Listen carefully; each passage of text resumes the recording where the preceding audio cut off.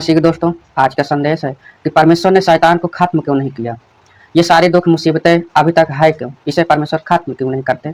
इसे समझने के लिए हम देखते हैं वचन में प्रकाशित वाक्य 20:10 में लिखा है कि परमेश्वर ने तो शैतान को सजा दे ही दिया। आग और गंध की जो झील है, अनंत काल तक उस शैतान वहां तड़पता रहेगा, युगान युग तक। ये परमेश्वर ने उसे सजा दे दिया। लेकिन सवाल यह है कि अभी इस समय शैतान को क्यों छोड़ा परमेश्वर ने। इसे समझने के लिए हमें दो सवाल समझना होगा। क्या शैतान ही सारे पाप का जड़ है? दूसरा सवाल, यदि परमेश्वर ने शैतान को छोड़ा है अभी, तो इसका कोई बहुत बड़ा कारण होगा। तो पहला सवाल यह है कि क्या शैतान ही सारे पाप का जड़ है? तो इसका जवाब है नहीं। इसमें आदम का स्वयं एक इच्छा भी है, क्योंकि परमेश्वर ने मानव को चुनने का अधिकार दिया है। वो स्वयं इच्छा के अनुसार परमेश्वर ने अपने स्वरूप में उसे बनाया। उसके अंदर बहुत सारे गुण है।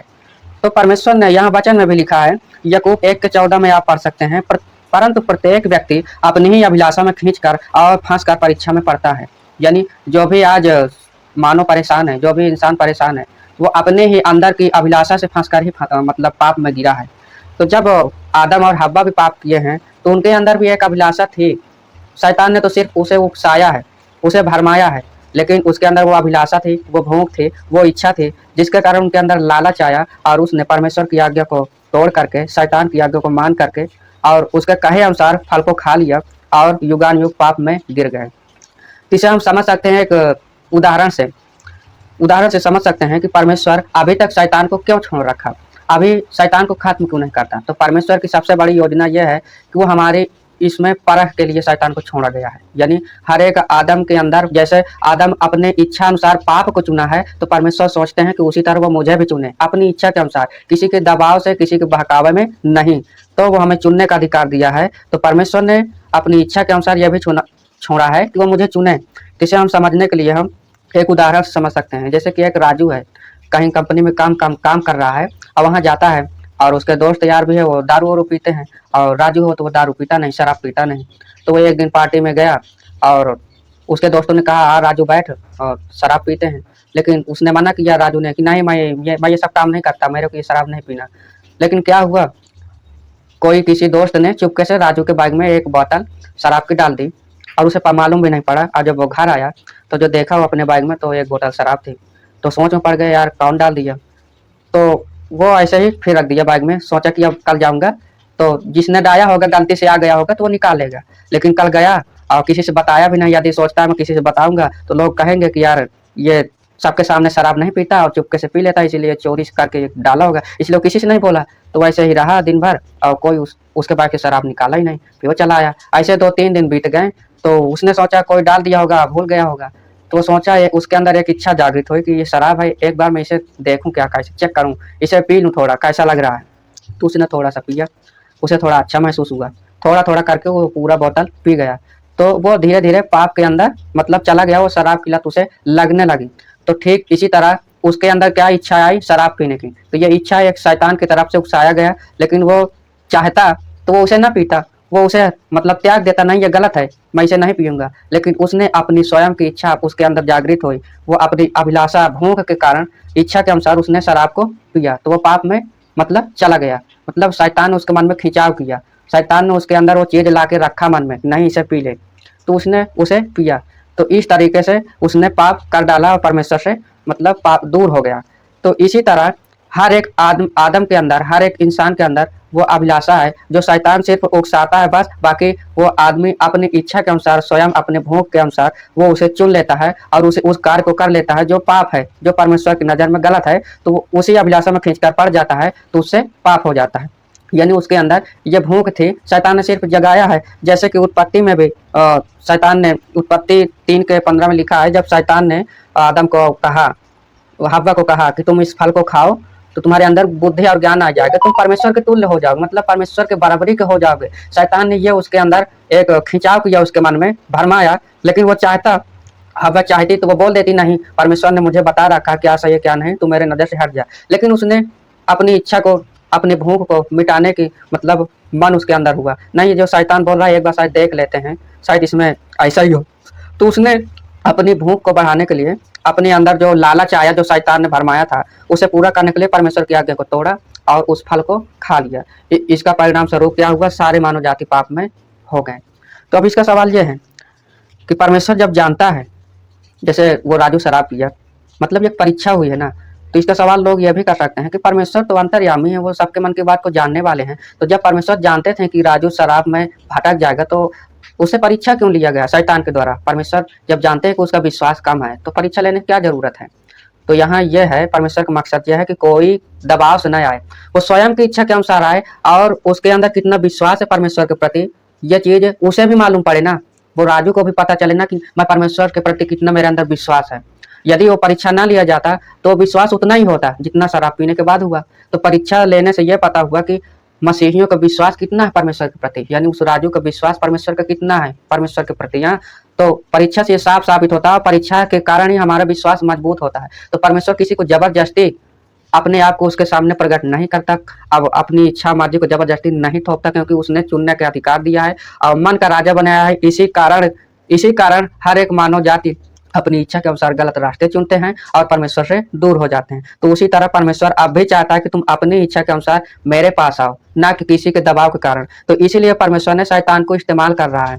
और जैसे अय्यूब के कहानी में भी हम पढ़ सकते हैं कि अय्यूब को बहुत परीक्षा लिया गया शैतान के द्वारा, लेकिन फिर भी उसका विश्वास कम नहीं हुआ, परमेश्वर के प्रति और मजबूत होता रहा।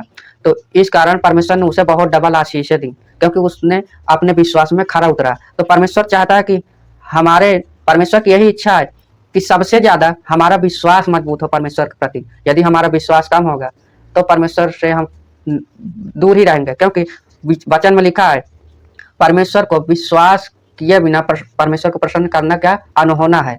तो इसलिए परमेश्वर सबके विश्वास को परखता है, उस विश्वास में जो मजबूत होगा वही परमेश्वर के काबिल है, परमेश्वर अपनी इच्छा अनुसार उसे चुनता है।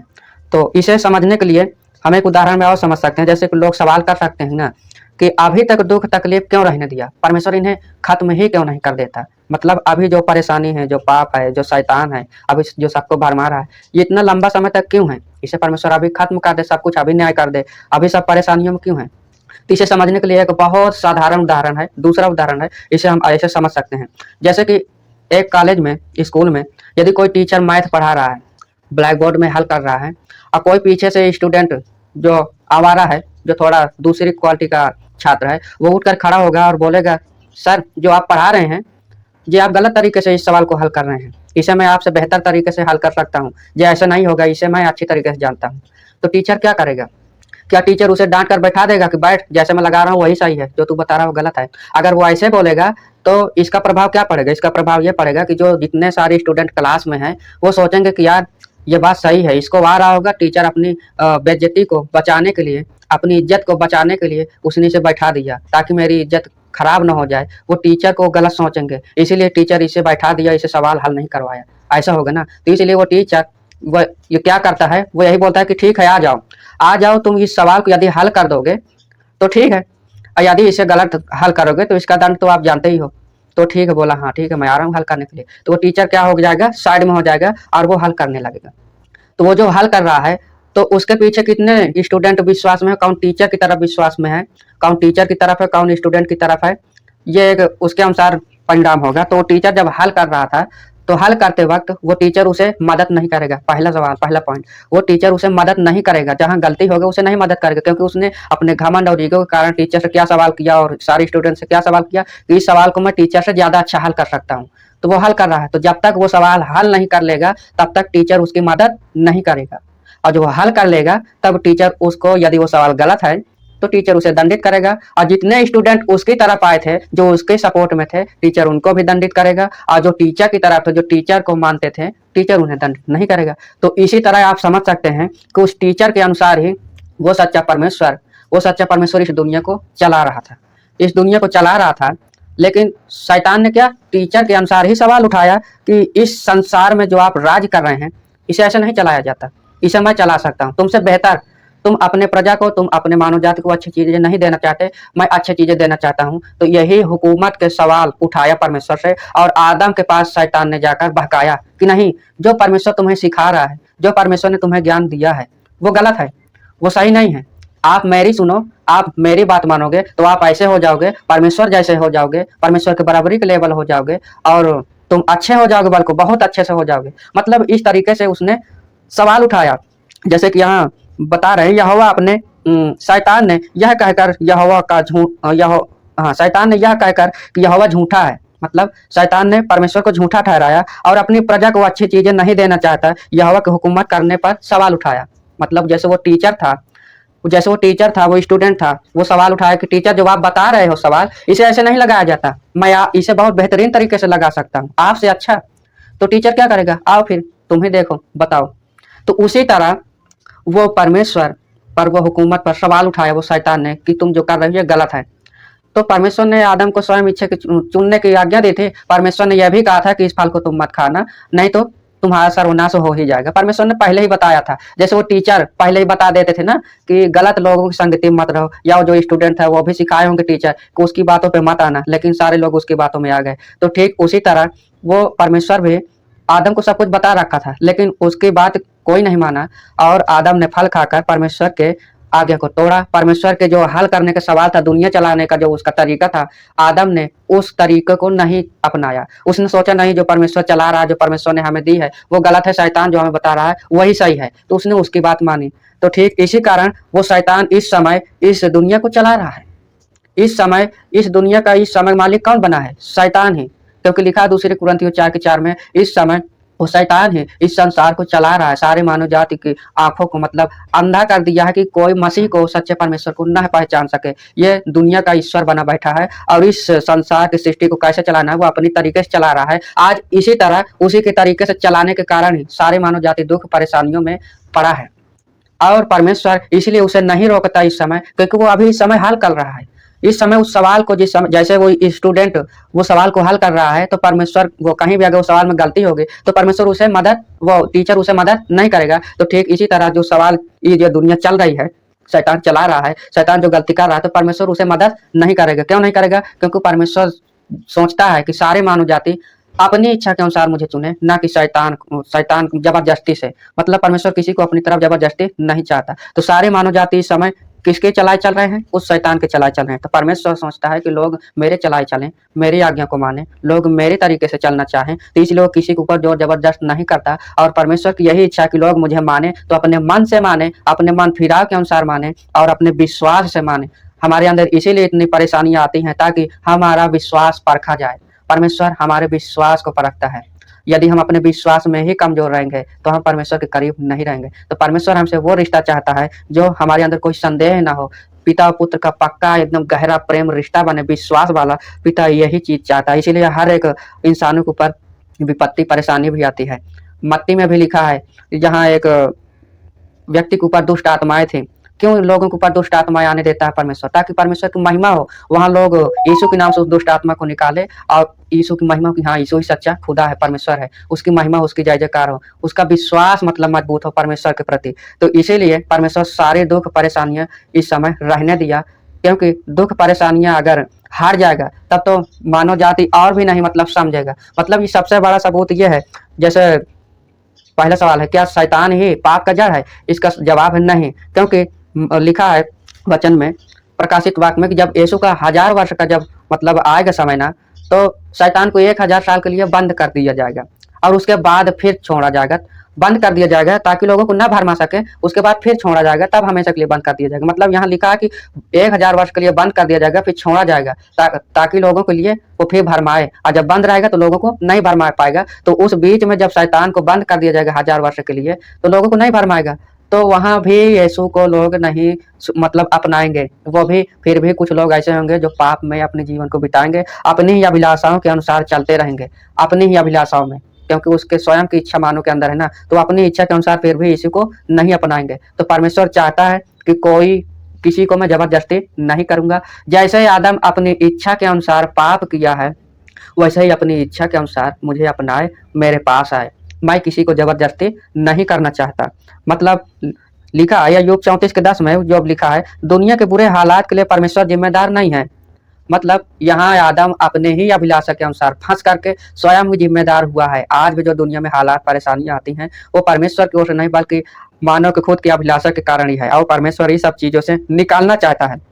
वो यीशु इस पाप से हमें बचाने के लिए निकालना चाहता है। इस पाप का बलिदान उसने अपने लहू को बहाया, हमारी सजा को, हमारी सारी दुख परेशानियों को अपने ऊपर ले लिया, ताकि जो कोई यीशु को अपनाए, गुरु माने और परमेश्वर उसके पाप को क्षमा करे। क्योंकि जब जब तक हमारे अंदर का पाप क्षमा नहीं होगा, तब तक परमेश्वर हमें नहीं अपनाएगा। पाप ऐसे एक चीज है, ये एक गंदगी है, जब तक हम इसे नहीं छुटा पाएंगे तब तक हम परमेश्वर के करीब नहीं जा सकते। यानी एक साबुन है, समझो यीशु एक साबुन है जो हमारे पाप की गंदगी को साफ कर देगा, क्योंकि वो हमारे पाप के दर पर उसने हमारी सजा को ले लिया अपने ऊपर। इस बारे में हम संदेह बनाए हैं कि यीशु इस धरती पर क्यों आया और वो मारा क्यों गया।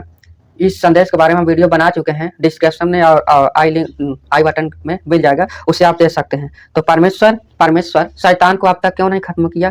क्योंकि उसका एक कारण है, परमेश्वर शैतान के द्वारा अपनी ही योजना पूरा कर रहा है, जो कि शैतान को नहीं मालूम।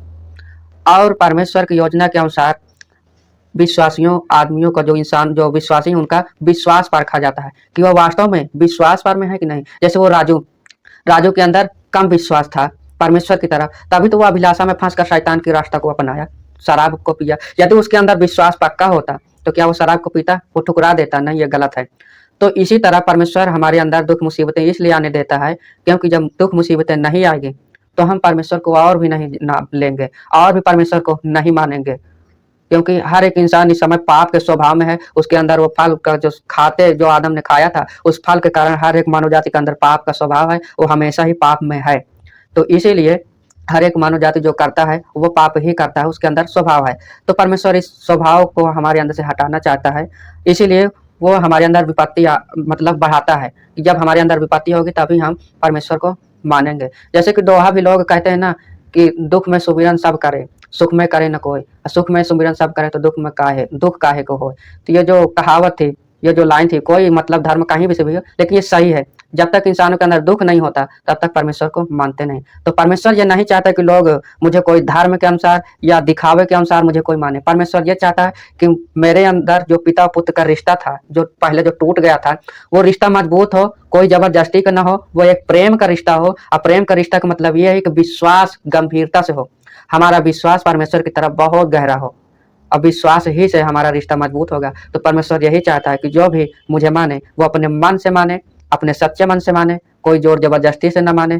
जिस तरीके से अपनी इच्छा के अनुसार पाप को चुनता है आदमी, तो परमेश्वर सोचता है अपनी इच्छा के अनुसार मुझे भी चुने और विश्वास में मजबूत होता रहे। और ये अच्छी बात है, यदि हमारे अंदर विपत्ति आएगी तो हम विश्वास में मजबूत होंगे। जैसे कि कोई इंसान यदि जिम जाता है तो बहुत कठिन परिश्रम करता है, तो उसके बाद उसकी बॉडी या शरीर मजबूत हो जाती है। तो ठीक इसी तरह कोई भी मुसीबत है यदि बार बार हमारे अंदर आ जाता है, तो उससे हम यदि बार बार हम लड़ते रहेंगे, सामना करते रहेंगे, तो उसको हम एक दिन हरा देंगे। तो ठीक इसी तरह हमें विश्वास में बढ़ने के लिए हर एक मुसीबतों से लड़ना है यीशु मसीह के नाम से। और यीशु हमारे साथ सदा सर्वदा खड़ा है। यदि हम परमेश्वर को मानेंगे, यीशु के नाम से हम चलेंगे, उसकी आज्ञाओं को मानेंगे, तो परमेश्वर हमें हर एक परीक्षाओं से निकलने के लिए हमारा साथ देगा, हम हर एक परीक्षा को पार कर जाएंगे। तो इस संदेश को सुनने के लिए आपको बहुत बहुत धन्यवाद। यीशु के नाम में आमीन।